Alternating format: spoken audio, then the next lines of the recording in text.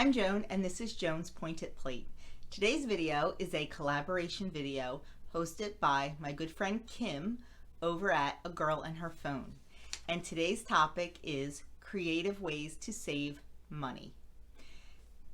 This is a great topic any time of our lives, any time of the year, but right now, especially with everything the world is going through, people are getting their hours cut, people are getting laid off. And you know, it's a time to tighten our belts. So a group of us got together, there are 9 of us all together, to present our creative ways to save money. Down in the description box below this video, I have linked our hostess Kim's channel, plus all the other people that are in this collaboration. So once you are done watching my video, make sure you click on that description box below and go visit everyone else. We have people talking like I am about creative ways to save money. We have people showing recipes on how to save money, some delicious meals on the cheap.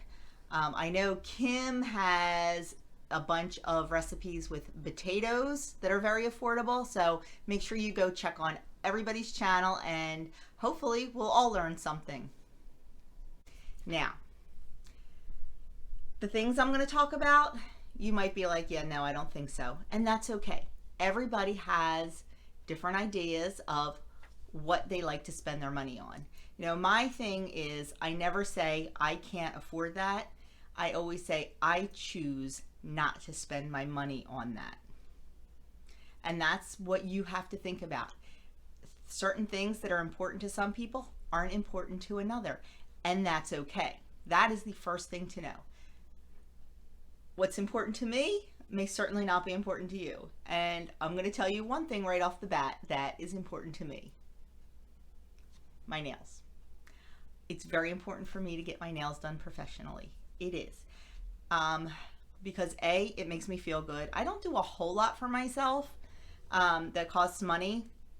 And that is one thing I do is I get my nails done. And one of the main reasons is because of this channel. I do a lot of cook with me's and you can see my hands a lot and I just like to have them look nice. Now, during this whole quarantine thing, they're not looking so good. I was supposed to have an appointment coming up, tomorrow night actually. So yeah, they're 4 weeks old, they're starting to chip, they're starting to break. But hey, guess what? I'm gonna learn how to do them myself. So what's important to me, you might be thinking, you're going to talk about saving money, but you're going and spending $40 getting your nails done once a month? Like I said, everything is different for different people. And I would rather cut some expenses other ways so I can justify having my nails done. So, you have to just take what you want and leave what you don't want with everyone's video. So, my video is going to be kind of 2 different parts. Number 1, I'm just going to talk. I'm just going to give you a couple ideas about things that we have done in the past and things that we still do. And then secondly, I'm just going to show you a recipe. It's not a food recipe. So we'll get to that in a minute. So my biggest money saving tip is ask. Yep, ask. Ask for a discount. Ask for a lower rate. You would be surprised. Every year, my husband goes online, because it's easier than calling, to the car insurance companies and gets quotes from them.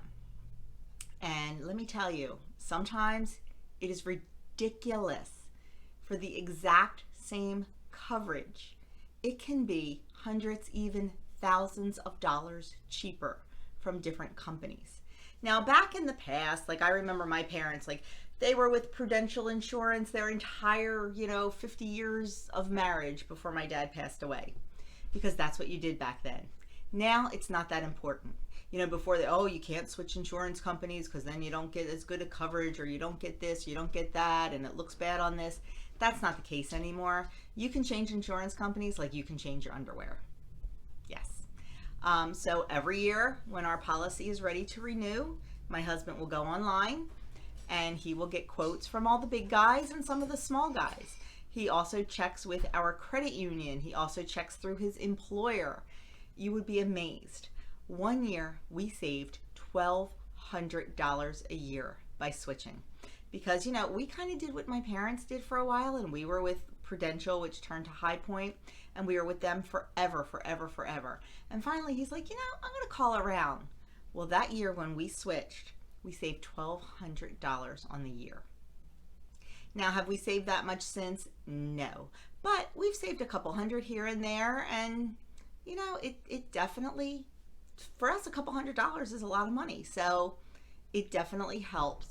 Definitely check on your car insurance. It takes just 2-3 minutes to go online and get a quote. Just have your policy in front of you, plug in the exact same thing you're getting now, and sometimes look at your policy and think like, you know what, my car is 12 years old. If something happens to it, I'm not going to get the amount of money back that I'm paying into insurance. So you might want to lower things. You might want to up your deductible or lower your collision or comprehension, things like that. So sometimes you might want to call an agent and discuss it with them, but you'd be amazed how much money you can save. Another thing is your cable bill. Every year we call the cable company and say, okay, our year is up. What can you do for us? Can you give us something for free? Can we drop a couple channels that we never use? Can we switch out our plan? We recently, in November, we still had a house line that we never, ever, ever used because we had what they call the triple play through our cable company. And, you know, everybody kept saying, oh, you can't get rid of the triple play because then your prices will go up when you go down to the double play. And, you know, you can't do this, you can't do that. And we bought a new TV on Black Friday. And we had to call the cable company for some installation help with programming the remote. So while we were on the phone with them, something got said about internet. And I said to the girl, I said, I am so unhappy with our internet. Our internet runs so slow. This is ridiculous. And she looked at our account and she goes, well, it does run slow. And it runs slow because you have 24 devices hooked up to your internet, and you have the type of internet that supports 10 devices. Yeah, I had no idea. I had no idea. So she's like, when we're done fixing your remote, let's look into other options. And I said, that would be great because I would love to get rid of my house line. And she said, you know, sometimes that's detrimental. I said, I get that. I said, but we can explore it. So when we got done messing with the remote, we started to look at our account. We ended up dropping our house line and going down to a double play. We ended up dropping a few channels that I have never even heard of, let alone watched. And we got what they call the professional internet that supports, like, I don't know, 40 or 50 devices. Because at any given time, we have more on our thing when the kids have their friends over and things like that. And I'm very grateful now that everybody's here working from home that we have this professional internet. So we ended up doing all that, and we saved $42 a month. We have the best internet they have, got rid of channels that we never even heard of, got rid of our landline that we never used, and saved $42 a month. That's significant. That's over $500 a year. For us, that's significant. So you never know until you ask, and you never know until you compare. The same with satellite radio. I love my satellite radio. That's another one of my little indulgences. I like it. And, you know, when it's time to renew, we call up and say, hey, what kind of deals do you have? What can you do for us? And they'll say, oh, well, we can give it to you for this. Not good enough. What else can you do? Or maybe we can switch our plan because, you know, I don't need certain channels, or I don't need this, or I don't need that. And you know what? We either get it for the same amount we're paying, or sometimes a little less. We've never ever paid more. It doesn't hurt to ask. I know a friend of mine recently called the cable company and said, okay, we're all stuck indoors. What are you going to do for us? There's a couple shows I want to watch on HBO and I don't want to pay for it. Can you give me HBO free for 3 months? The cable company didn't bat an eye. They said, yes, we can. Yes, we can. We'll help out our neighbors, and yes, we can. It was a phone call. All she did was ask, and she got free HBO. So that's kind of cool. Another thing that shocked me when we asked was college tuition. Yes. When Andrew was starting college, he got a beautiful scholarship, and he also got some other little scholarships, and he did get one grant from the college. I forget, it was a couple $1,000s. And somebody said, oh, you should call up and ask for more. I'm like, you can do that? So we called and they're like, oh yeah, there's a form. It's online. Here's, go right here and fill out this form and tell us, why you think you need more. Well, and we had legit reasons. We had another, now Andrew goes to a private college. We had another son in private school that we were paying tuition for, so we listed that. And also, from the time that we filled out our FAFSA form to this time, our out-of-pocket medical went crazy. We had to start paying more a month for our medical. Our deductible went up 9 times what it was, and our out-of-pocket also increased. So, we were seeing a lot more expenses. We put all that on the form. He got another $3,000 in a grant. Grants you don't have to pay back. That's significant. I mean, granted, on a $56,000 college bill, but you know what? By the time we put in his academic scholarships, his leadership scholarships, other little scholarships he got, and his grants, hey, guess what? An extra $3,000, that's like almost paying for half his room and board. So it really does pay to ask. All they can say is no. And sometimes if you have a little bit of leverage, like with a cable company, now we are locked in with the cable company that we have because we do not have like any FiOS around here or any other cable providers. Unless we wanted to get a dish, which we don't, we're stuck with who we have. But if you have competitors in your area, that's great leverage. So, and that's like with car insurance, it's great leverage. You never know until you ask. Great way to save money. Sometimes it's a phone call, sometimes it's just an email or something online. But they're great ways to save money. So that's it for that kind of stuff. My second thing about saving money, and this is the one where people might not like it. Make your own. Make your own. It's not as hard as it seems, and once you get into a routine, it's easy. Plus, it's healthier. And when I'm saying make your own, I'm talking lunches, coffee, and some cleaning products. Let's start with lunches. Now, I do not work outside the home. I do work, but I work from home. So I'm here every day and I make my lunch. But Doug works outside the home. And he sees the guys at work, they go out to lunch every day. And he goes out once in a while with them just for the social aspect. But like he said, you can drop $10 or $12 on lunch. You do that 5 times a week, $50 or $60 a week. It's $200 a month on lunch. And are you eating anything healthy? I can pack his lunch for pennies a day. And he eats darn good. A lot of times he'll just take leftovers because we usually do have some leftovers.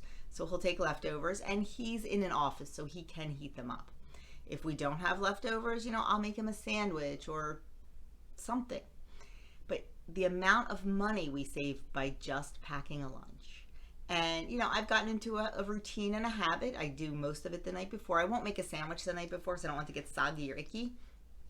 But everything else I can put together. I actually pack his breakfast and his lunch for him to take to work.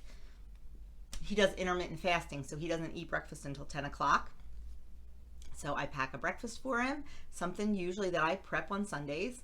I pack his lunch, I pack his snacks, plus he has a little snack drawer at work in his desk, and we save a ton of money. Adam, we pack his lunch for school. Now, sometimes he'll buy, maybe once a week, he'll buy, but once again, $10 a day, because you could probably do it cheaper, but they always want the big cookie or something else, or so $10 a day. He packs his lunch, and it's healthier, and he's an athlete, so he is in tune to that. I'm not saying he doesn't eat junk food, because he's a teenager too, but he really limits his junk food. And if he were to eat lunch at school every day, he even admits it. He'd be buying the cookie and the fries and this and that. So it's definitely not a bad thing to pack some lunches. And even if you don't do it every day, if you start small and do it 1 or 2 days a week, you're still saving money. This is the one where you're all going to hate me. Make your own coffee. Dunkin' and Starbucks and Wawa are expensive. They are. Even if it's, coffee time at Wawa and it's only $1, it's still $5 a week. And Starbucks, my goodness. Every once in a while I would kind of treat myself to a Starbucks, which I don't drink coffee, so I would always get a non-coffee drink. Oh my gosh, I'll never forget. We were on our way home from a sporting event. We were all on the bus, the parents and the kids, and we stopped at a food court. Now, I had packed lunch for myself and for Doug because we knew we wouldn't want to be eating fast food because it's just not what we do. So we had packed lunch, but we went into the food court because Doug wanted coffee, and I thought, and it was cold. It was a winter sport where we were outside. It was cross country, so fall, and it was cold because it was the end of the season, and it was freezing because it was November. I'm like, oh yeah, nice hot cup of tea. There's a Starbucks in there. It cost me $4.50 for a cup of tea. That wasn't even good because the tea bag, whatever it was, tasted like dirty feet. $4.50 for a cup of tea. I almost died. I mean, I buy good tea. That is one thing I do spend money on because I am a tea aficionado. I'm a tea snob. And I couldn't even get past the $4.50 for tea. Yeah. Now, granted, that was something different because we were out somewhere, But there are people that drive through Starbucks every single day and drop that kind of money. And if you can, and that's what you like I said, go for it. But, maybe if you're trying to save money, stop and think about it and invest in some good equipment at home. We don't use a Keurig and we don't use an automatic drip coffee maker. My guys love coffee. They either French press it, which really isn't that hard to do, or lately they have been percolating it with an old-fashioned Corningware stovetop percolator, and they all say it is the best coffee they ever drink. So, yes, it's something to add to the routine in the morning, but it's just that. It's routine, and when you get into that routine and you get used to doing it, it's really not a big deal. And we buy good quality whole coffee beans, usually organic, but even purchasing those, still, because we pay about, anywhere from $8 to $12 a pound, but you get a lot out of a pound of coffee. Whereas $8 to $12 is 2 or 3 days at Starbucks, where we're getting, several weeks out of the coffee. So just another way to save money if you're looking to save money. If you're not, and that coffee is your thing, then by all means go for it and look to somewhere else to save money. The last thing are make your own cleaning products. I'm not saying everything because I like Lysol toilet bowl cleaner. I'm not going to make that. And I like Windex. I've tried to do the vinegar and water thing, and it just doesn't work as well as Windex does to me. So there are certain things I do buy, but there are certain things I make. One of the things I make is floor cleaner. I just use hot water, Dawn dish detergent, baking soda, and vinegar. Certain parts of each. I'll link it below. And that's what I use to clean my floors. It gets them so clean. The baking soda acts as a little bit of an astringent and scrubs. The vinegar, it cuts through grease, it disinfects. The Dawn gives a nice smell, plus it's soap, so it's cleaning. And the hot water is really what does most of the cleaning. So pennies, literally pennies on the dollar to do that, and it's fabulous. And if you want a really nice scent, like a commercial cleaner, throw in a couple drops of essential oil. Or instead of using Dawn, use a really nice dish soap from Scentsy or something that has a really nice smell to it. But I like Dawn because it really cuts the grease and the grime. And I cook a lot, so my floors are always dirty. So that's all I've been using for years. It doesn't leave a buildup. It's fabulous. Another thing I make my own disinfecting wipes. Right now it's getting a little tough because I only have a little bit of alcohol left. You can't buy alcohol anywhere. And I prefer to use alcohol because it's more stable than bleach. If I'm scrubbing down a bathroom after someone's been ill, someone's been sick, I will use like a bleach and water solution. But bleach is not stable. Once you mix bleach with water, it's really only effective for 24 hours. So it's not something I store. It's something I mix for use immediately. So if someone's sick, if someone has a stomach virus, I will mix that and wipe down their bathroom and their bedroom with that. If someone gets over a cold or something like that, I will mix that up and I will wipe down doorknobs and, faucets and just anything that they could have touched. But for general cleaning and disinfecting, I make my own wipes with alcohol, water, and a little bit of, once again, Dawn detergent. That stuff's fantastic. And I use reusable cloths.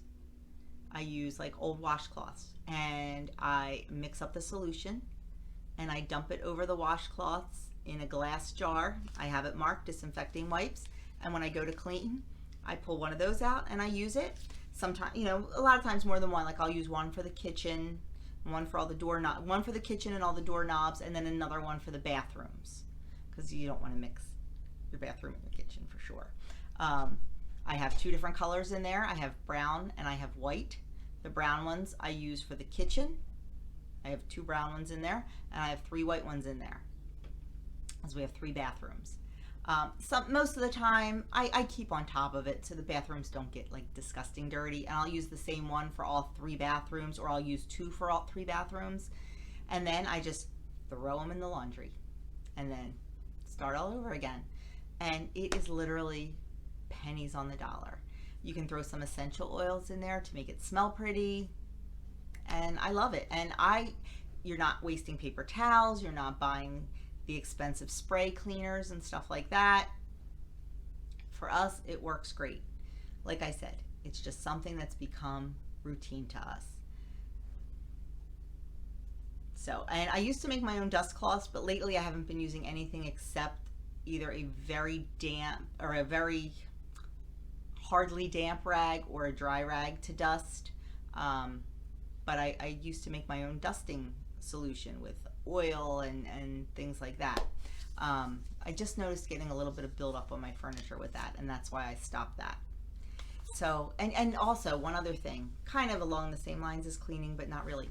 Use reusable when you can. Like, instead of buying paper napkins, use cloth napkins. You do not have to wash them after every meal, as long as everybody's using their own. And what you can do is buy, however many people are in your family, buy coordinating ones. Everybody has their own pattern. Now what I do a lot of times, I have matching ones, and I just have clip clothespins, and they say our name or our initials on it, and we just clip that right onto the napkin, and we know whose is whose. I also make my own napkins. I like to sew, so I just buy fabric and I make my own napkins. I can change them for the season, I can change them on a whim, like whatever.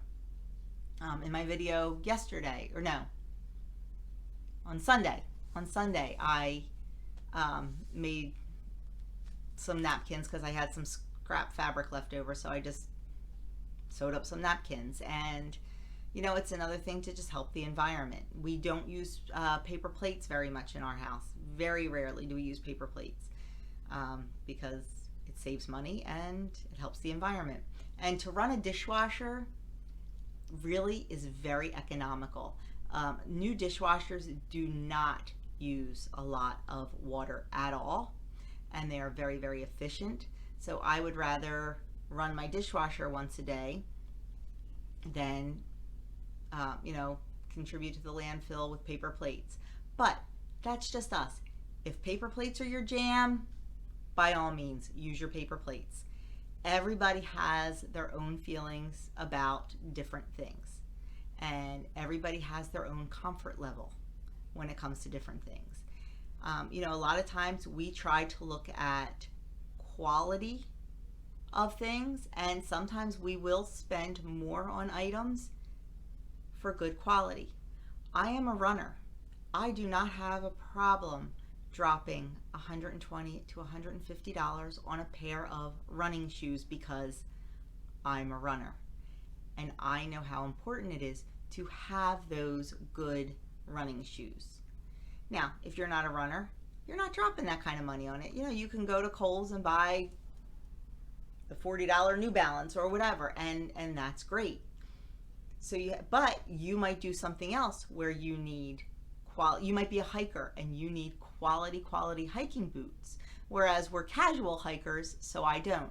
So you always have to weigh, you know, what fits in your lifestyle and where you need to spend the most money versus, you know, same thing with your food. Like, we try to buy natural organic food when we can. We weigh our options. When it comes to fruit, we decide what's important, which fruits are important to buy organic, apples and grapes, whereas maybe bananas aren't quite as important to buy organic. Same with our meats. You know, what is important to buy organic and grass-fed versus not? What is important to buy fresh caught versus farmed raised? You know, you have to just sit and weigh the pros and cons for each thing and what works for your family. So I have talked way long enough. As you can tell, this is a subject that I love to talk about. I love to save money. I love to give people ideas on how to save money. But before I end this video, I decided to show you how I make my disinfecting cloths. They are so quick, so easy, and I love using them. I just feel like they really, having that piece of cloth, I just feel like it's so much cleaner than a paper towel. So let's go in the kitchen. I'm going to show you how I make those, and then I promise I will end this video and stop talking. To make our disinfecting wipes, we just need a couple of ingredients. We need good old regular Dawn, 2 tablespoons, a 1/4 cup of rubbing alcohol. I know this is not easy to get right now, but we'll do the best we can. You'll need some rags. I just use inexpensive washcloths, and like I said earlier in the video, the brown ones are for the kitchen and the white ones are for the bathroom. Then 1 cup of water, and then optional is some essential oil just to make it smell pretty. This is lemon this time, and a bowl to mix it all in.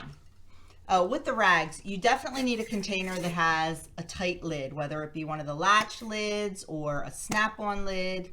This is just a jar I use all the time. You can tell it's actually getting rusty from being wet a lot. So, and always make sure you mark it so people know what's in it. Okay, so all we're gonna do, it's this easy. 1 cup of water, 2 tablespoons of the Dawn,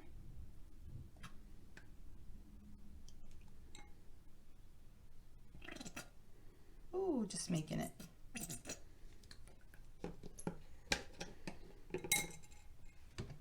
A 1/4 cup of rubbing alcohol,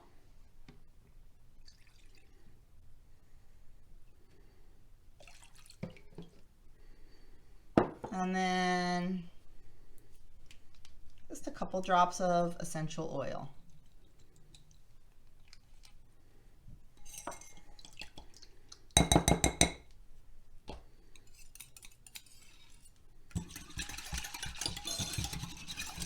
I'm just going to whisk it all up.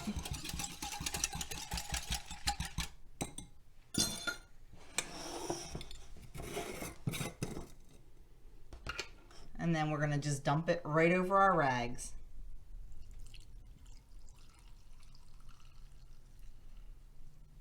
And depending on how many rags you do and how large your container is, you can definitely either make your solution more or less. Sometimes I take them out, kind of, I'll do it in the bowl, mush them together and make sure they are all nice and coated, which this one definitely is. Yep, they're very good.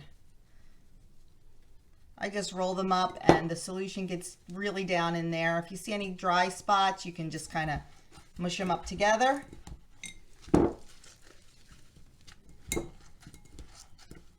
And then you have your rags for the week. if I'm just doing a quick wipe down of my counters at the end of the night or in the morning, I'll pull it out, I'll wipe down the counter, and if it's not crazy dirty, I will just throw it right back in the jar on top and know that I can reuse that one again. When I wipe down the bathrooms, those definitely go to the laundry room right away. And there you have it, your disinfecting wipes, homemade for pennies on the dollar. So there you have it, my creative ways to save money. I am sorry this video was so long. I did not intend it to be, but I hope you found it helpful, and I hope you found just one little thing that you could take away from it and hopefully save you a little money. Thanks again, Kim, for hosting this. And please don't forget to check out all the people in the description box below and check out their videos and show them some subscribed love. If you haven't already subscribed to me, I would love to have you as part of my community. Please hit that subscribe button and the notification bell. Leave me a comment. Let me know your best tip for saving money, because Lord knows I am always looking to save money. So thanks again for watching. Have a fabulous day, and please, my friends, stay safe and healthy.